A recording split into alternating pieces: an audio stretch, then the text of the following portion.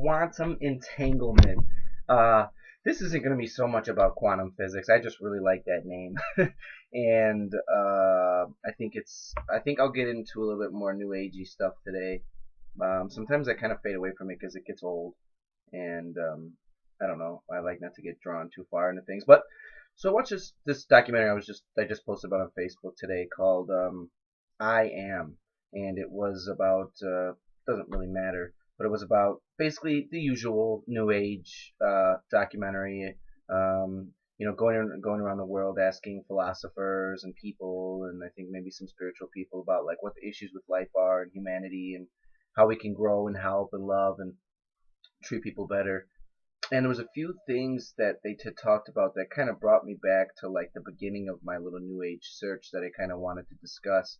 And the first one was this quantum entanglement idea, um, which basically, like I said, I'm not going to get too much into it. A, because I'm not that smart, and B, I just need to talk about this little thing. Quantum entanglement was like people do these experiments where they take a molecule and they put them together and they do something to them and they both act alike.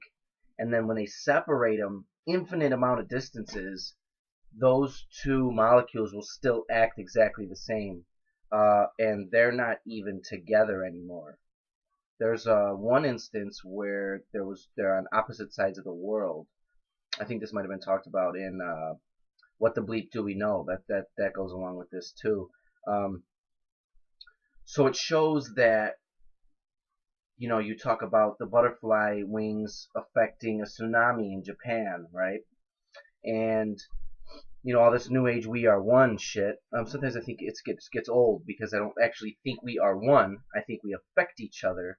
But when it comes to on a spiritual level and all that, I don't. Well, maybe. I just still think sometimes that stuff goes overboard. But the reason why I don't talk about we are one so much is because in this reality where we are, we're not one. You know what I mean? We have separate bodies, we do separate things, we think different, and that's not something we should forget because there's a reason why I'm not you, so that's why I don't talk about that too much. So the other thing that the movie talked about was very cool. It was talking about how the heart emits waves of energy.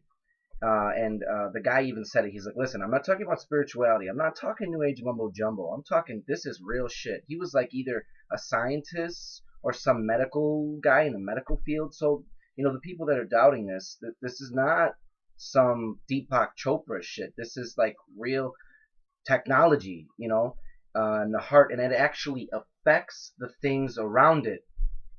They do a bunch of tests.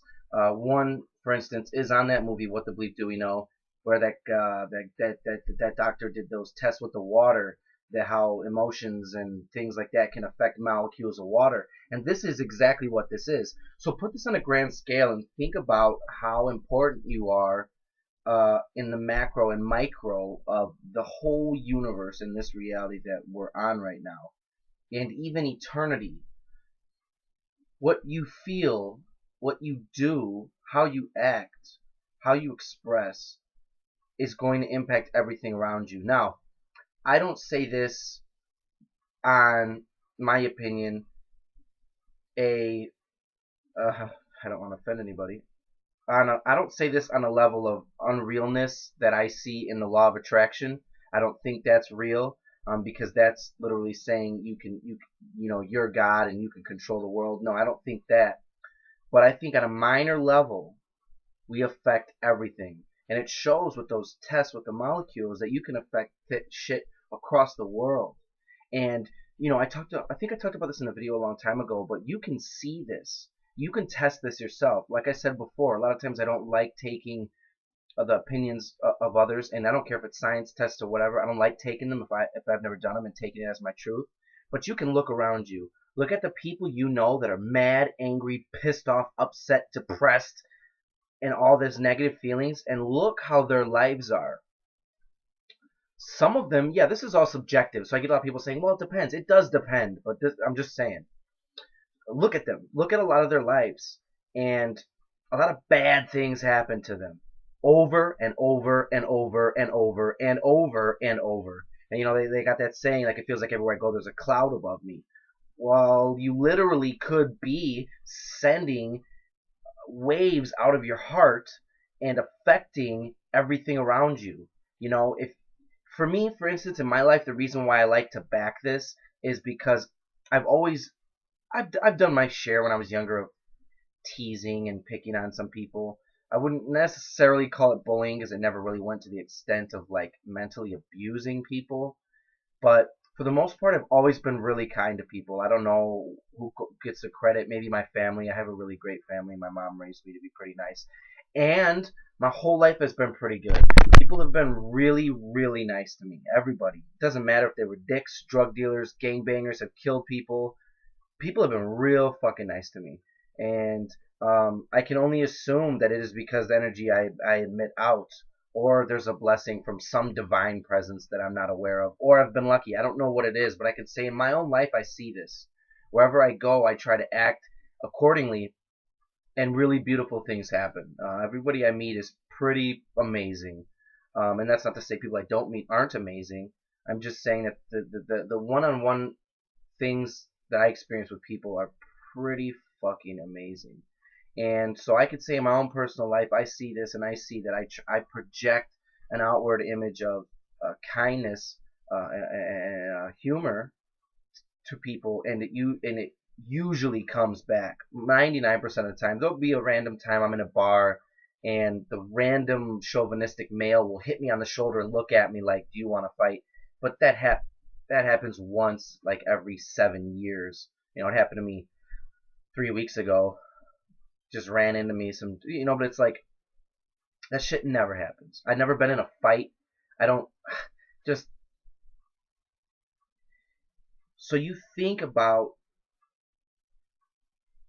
if that makes it more important for you to really try to mind your mind state, because not only is your sadness, madness, depression, anger, any negative feeling affecting you, but it's affecting everything around you. And that should make you want to alter your reality more and your emotions, because everything will change if you change. Wayne Dyer always says, I always use this quote, but when you change the way you look at things, the things you look at change. And when you change the way you think in yourself, the people around you all of a sudden are going to seem different. I think it was maybe maybe it was The Secret where they talked about. I know that's the law of attraction, but they talked about that guy who was gay and everybody fucked with him and they put eggs on his chair, so he sat on them. And then all of a sudden he was a comedian and everybody disliked him and laughed at him and threw fucking tomatoes at him and shit.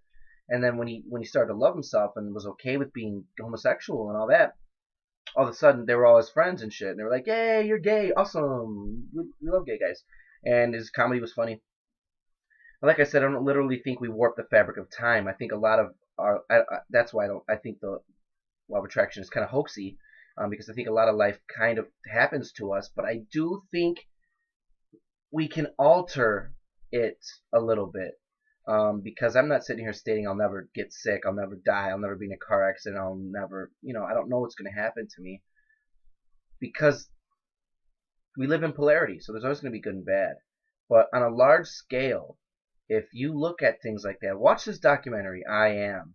I think the cover looks like a big tree or some shit. The guy's name is, I don't know, Schroeder.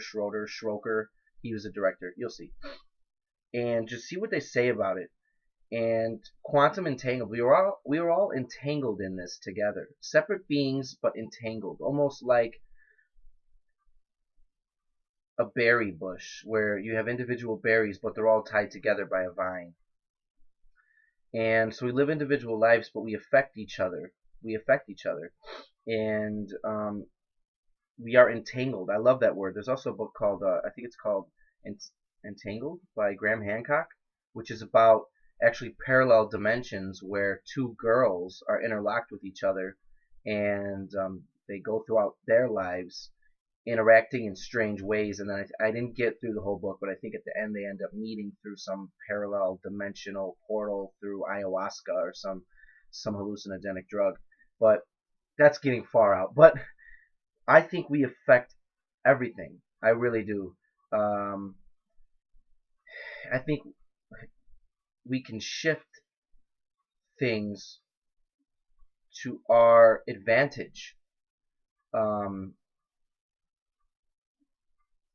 and I think to know that we are entangled together should really alter the perspective of a lot of people. It really was good to kind of hit me in the face again. Shit, I went over 10 minutes. Tell me what you think about this. I thought it was pretty cool. It's a good idea.